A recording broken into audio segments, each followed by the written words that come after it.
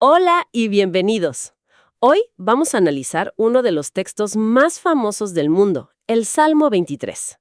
Pero lo vamos a hacer desde un ángulo completamente inesperado.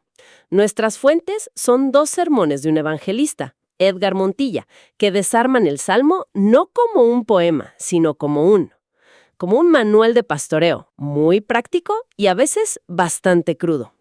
La idea es explorar qué hay detrás de cada verso, pero desde los ojos de un pastor de verdad. Vamos a hablar de cosas como aguas que son espejos y hasta moscas que pueden enloquecer a una oveja. Es que es un enfoque fascinante, porque toma algo que hemos visto, no sé, en postales, en tarjetas, y lo devuelve a la tierra, al polvo y a los peligros de la antigua Judea. La imagen del buen pastor de repente se vuelve mucho más visceral, ¿no? O sea, menos poesía y más supervivencia pura y dura. Totalmente. Y para empezar, el orador insiste en algo que es clave. El autor, David, era pastor antes que rey. Él conocía de cerca a las ovejas, su fragilidad, su miedo. De hecho, las fuentes sugieren una teoría muy interesante, que David pudo haber escrito este salmo en un momento de aislamiento total, sintiéndose menospreciado por su familia, solo en el campo con el rebaño. Y ese contexto, esa soledad y esa dependencia es fundamental para entender la primera frase. Jehová es mi pastor. Aquí Montilla, el orador, propone un análisis lingüístico que, la verdad, le da la vuelta a todo. Sostiene que Jehová, en hebreo, no funciona solo como un nombre, como un sustantivo estático. No, dice que tiene la esencia de un verbo en tres tiempos. Entonces, la frase no es solo Él es mi pastor ahora. Se despliega en el tiempo. Es Él fue mi pastor y nada me faltó. Es mi pastor y nada me falta. Y será mi pastor y nada me faltará. Es una confianza absoluta. Esa idea de un Dios que es como un verbo, ¿no? Una provisión en constante movimiento, es muy potente. Y esa provisión se vuelve súper específica en la siguiente línea. En lugares de delicados pastos me hará descansar. Suena muy bonito, pero según estas fuentes es algo totalmente técnico. El orador explica que el sistema digestivo de una oveja es delicadísimo. No puede comer pasto que ya ha sido pisoteado o que esté sucio porque se enferma de inmediato. Exacto. Pastos delicados significa pasto virgen, limpio, puro. Es el pastor asegurándose de que la comida sea de la mejor calidad, no las sobras. Y esto se conecta perfecto con la siguiente frase. Junto a aguas de reposo me pastoreará. Y aquí la geografía lo es todo. El orador describe el río Jordán como lo que era, un río turbulento traicionero. Una crecida inesperada te podía ahogar a todo el rebaño. Ningún pastor sensato las llevaría ahí. O sea que las aguas de reposo no son un capricho poético, son una estrategia de supervivencia. Son aguas quietas, estancadas. Pero lo que me pareció increíble del análisis es que estas aguas tranquilas tienen tres funciones prácticas, que van mucho más allá de quitar la sed. Así es. La primera es la más obvia, la pureza. En el agua estancada, el lodo, el sedimento, se va al fondo. El agua se vuelve cristalina, como un filtro natural, y es segura para beber. Pero la segunda función, ahí es donde se ve la genialidad del pastor. ¿El espejo retrovisor? Exacto. El agua actúa como un espejo. Esto me voló la cabeza. O sea, mientras la oveja baja la cabeza para tomar agua, la superficie quieta le permite ver cualquier cosa que se le acerque por la espalda. Un sistema de alerta temprana contra lobos, por ejemplo. La fuente de vida es también tu sistema de alarma. Y el orador añade algo más, que los lobos por instinto le temen al agua. Así que esto crea como una doble barrera de seguridad. Pero es la tercera función la que le da un giro psicológico inesperado. Si la oveja mira al agua y no hay ningún lobo, ¿qué ve? Su propio reflejo. Justo. Y la interpretación que da el orador es que este es un momento de autoevaluación forzada. Como si el agua te dijera, hoy el depredador no está afuera, el problema está en el reflejo. El enemigo eres tú. ¡Wow! Es una interpretación muy audaz, ¿no? Pasar de un espejo para detectar lobos a un espejo para el alma es un salto conceptual enorme. Es un salto enorme, ¿sí?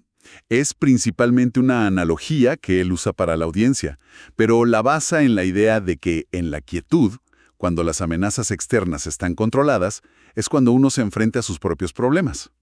Y esa idea de enfrentar la propia vulnerabilidad nos lleva al siguiente concepto. Confortará mi alma. Que de nuevo, el orador lo explica de una forma súper física, casi animal. Describe las noches heladas en el desierto de Judea, temperaturas bajo cero. Para sobrevivir, el pastor primero se rodeaba de las ovejas más grandes, las que tenían más lana, que le servían como de aislante térmico. Y aquí viene el verdadero confort. Después, tomaba a las más vulnerables, las enfermas, las recién nacidas o las que tenían una pata rota, que en la fuente las llaman perniquebradas, y a esas las acunaba directamente contra su pecho. El calor de su propio cuerpo era la diferencia entre que vivieran o murieran. Confortar el alma no es una palabra bonita, es literalmente el calor de un cuerpo salvando a otro. Me parece una imagen de una ternura increíble y contrasta muchísimo con la disciplina de la que vamos a hablar después. Y esa vulnerabilidad se siente todavía más en el famoso Valle de Sombra de Muerte, que según este análisis, no es solo una metáfora, es un lugar geográfico real. ¿Sí? Se describe como un desfiladero muy específico en Judea, un paso estrecho, oscuro, con un precipicio de 250 metros a un lado. La propia montaña bloquea el sol casi todo el día. Y aquí hay un detalle clave. Las ovejas ven muy mal en la oscuridad. Al entrar en esa penumbra, con el abismo al lado, su instinto es paralizarse de terror. Se congelan. Y claro, una oveja paralizada detiene a todo el rebaño, crea un atasco peligrosísimo en el peor lugar posible. Es en este punto de crisis donde el pastor cambia de rol, de protector a algo mucho más contundente.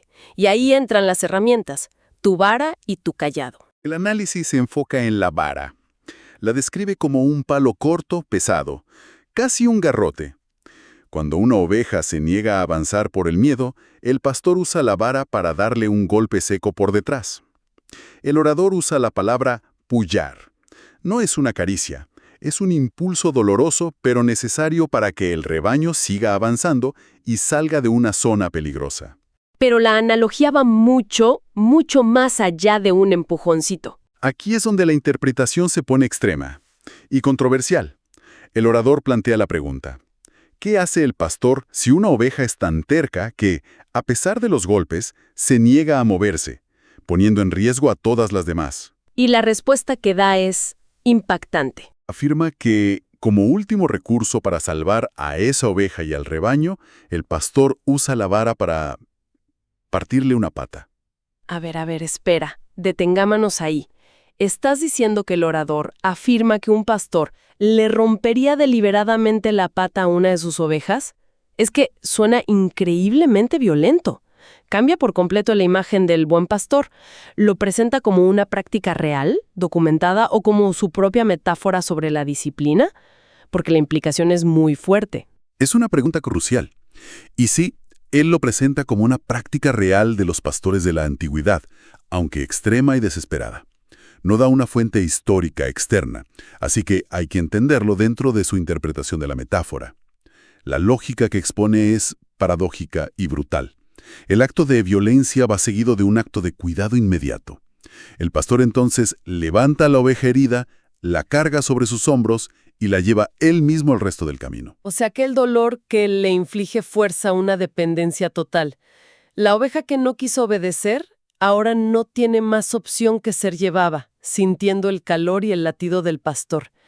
Recibe ese confort del que hablábamos, pero a través de un trauma. Es una idea durísima. Durísima. Y el orador lo conecta con una anécdota de un joven beisbolista que ignoró todas las advertencias, las pullas, y terminó perdiéndolo todo. La idea de fondo es que, a veces, la disciplina debe ser severa para evitar una catástrofe mayor. Es una visión de la guía que es protectora, pero también, si es necesario, coercitiva. Hasta un punto que nos incomoda, claro. Sin duda. Y si esa disciplina protege a la oveja del terreno y de sí misma, también hay que protegerla de amenazas externas.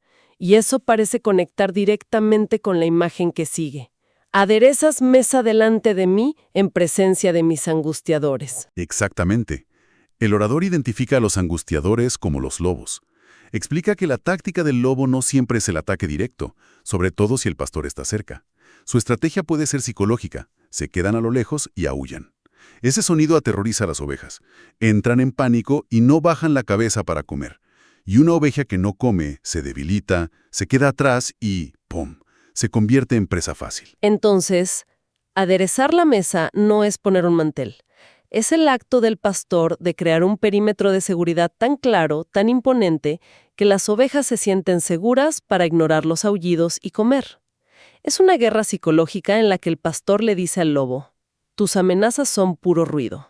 Aquí dentro estamos en paz. Es una protección activa contra el miedo, sí, y esa protección se extiende a enemigos mucho más pequeños e insidiosos, lo que nos lleva al verso: unges mi cabeza con aceite. Y esto, de nuevo, no tiene nada de simbólico.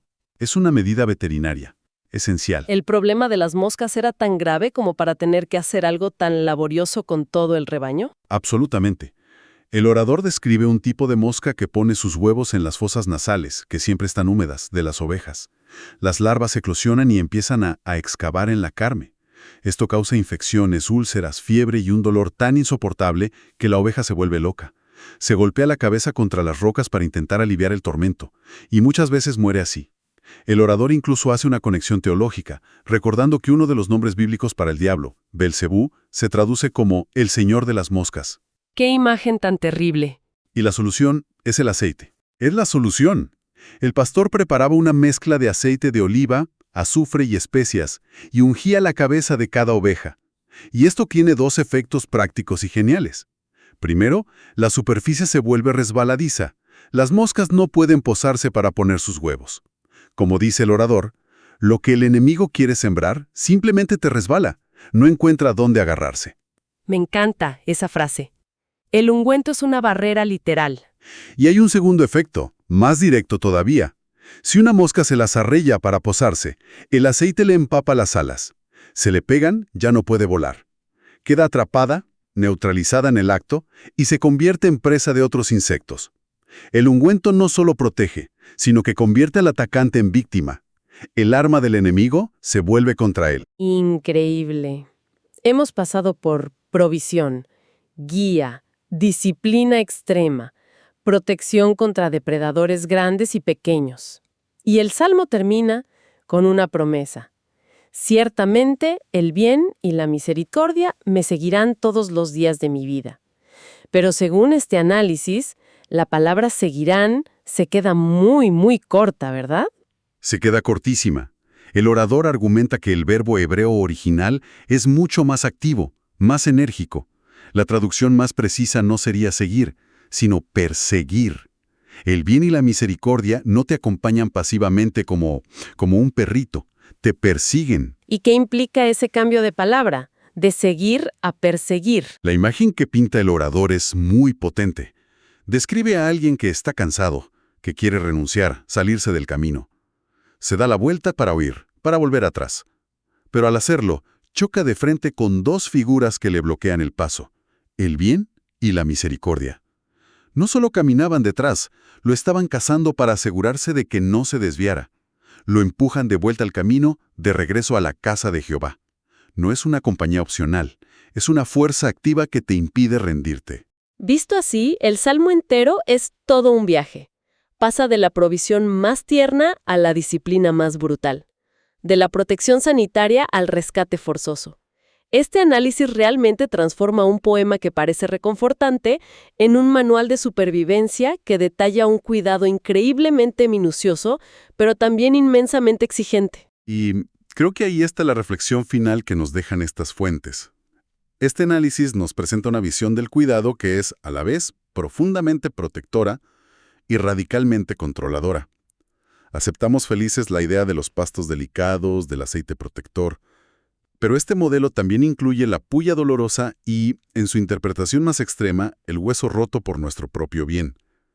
La pregunta que queda flotando es, si las metáforas de guía y protección, que nos resultan tan atractivas, inherentemente contienen estos elementos de control y obediencia forzada, ¿cómo cambia eso nuestra percepción de lo que significa ser cuidado o guiado en cualquier otro ámbito de la vida?